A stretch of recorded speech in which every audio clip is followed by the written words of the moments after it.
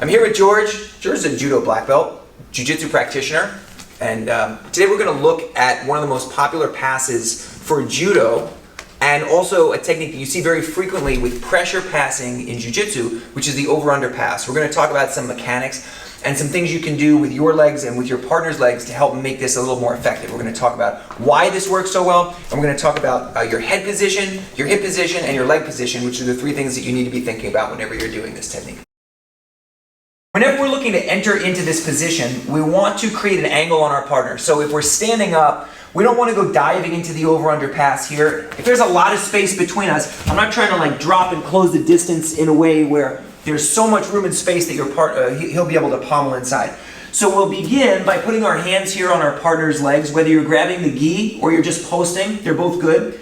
We're going to step to the inside position. So at the moment, I have a lead leg, that's my right leg. I'm going to step that here to the inside position so that I can capture one of his legs and begin the act of separating his legs.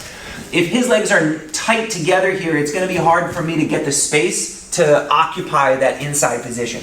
So we'll begin with our leg to the inside. Now from here, you notice that we're no longer square onto our partner, we're at a slight angle.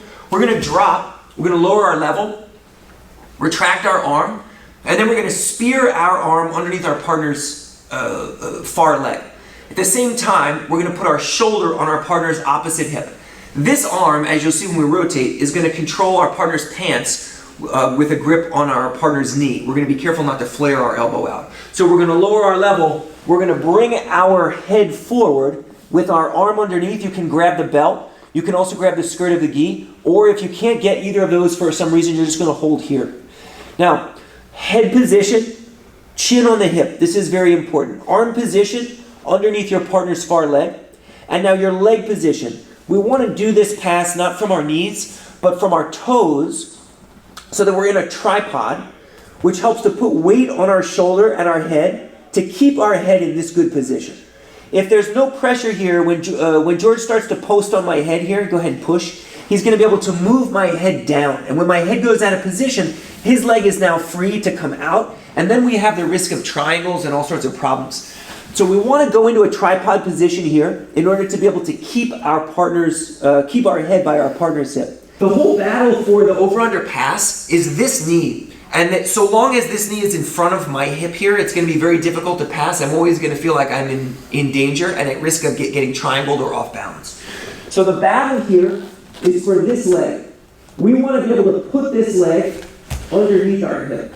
Okay? And so George wants to keep this knee tight to his chest. I want to get that knee underneath. I need to be careful here not to flare my elbow wide, where he can either separate my arms or start looking for kimura. So with this grip, we're closing our elbow back. We're going to walk until our partner's knee goes underneath our hip. Then we're going to turn our hip so that we face our partner's leg. Why do we want to do this? Well, we want to do this because he wants to be able to bring his knee back to retract.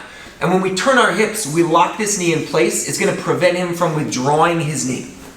So, initially, you can see the knee through the space. I'm going to walk until his knee is covered. Then we're going to turn the hips to prevent him from pulling that knee back. When you go to bring this knee back again, he's going to find it very difficult. Now, instead of just trying to take this leg out, which often is difficult because our partner is hooking here, we're going to walk our two legs down so that we're close to our partner's legs. Okay? So we want to bring our partner's two knees together. Watch this one again. We're initially here, tripod, his knee is through. We're going to capture the knee and trap it. Then we're going to walk our two legs together. Now we'll pommel and take our leg to the outside, passing our knee under our partner's leg here. So notice that this arm still hasn't shifted position. When we're ready to make a shift, we're going to put this knee down. Then we're going to retract our arm. Once we're here, we're going to retract this arm. Why do we have to retract this arm? Because we're going to need to get up by our partner's head. If we don't retract this arm, our partner will use their inside arm here to block at our bicep here, and I won't be able to get the head position. So when we're ready, we take our outside arm out, closing off our partner's hip. We retract our arm so that we can spear it through the space, gather our partner's head and arm, and then move our way up to the top position. 1, 2, inside, we drop, we take our two arms back, we dive forward into the tripod position with our chin on our partner's far hip. The battle here is George is going to bring this knee out. So we focus on stiff arming, walking and covering, capturing the leg, pummeling the leg. Now from here, we switch our arm over. Now we're ready to spear. As George puts a frame in place here, my arm comes back, then through the space. Now we gather, walk our body up high, and we pass. So one of the key issues with the over-under pass is head position.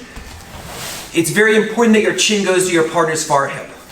The next problem that people tend to face is this knee. So like whether this knee is in front of or behind the hip. So we want to cover the knee. Then lastly, our focus is on a tripod position, which keeps weight on our partner, allows us to walk the legs down and pin them so that we can get a successful pass. And then of course, you have the element of controlling your partner's head for the finish.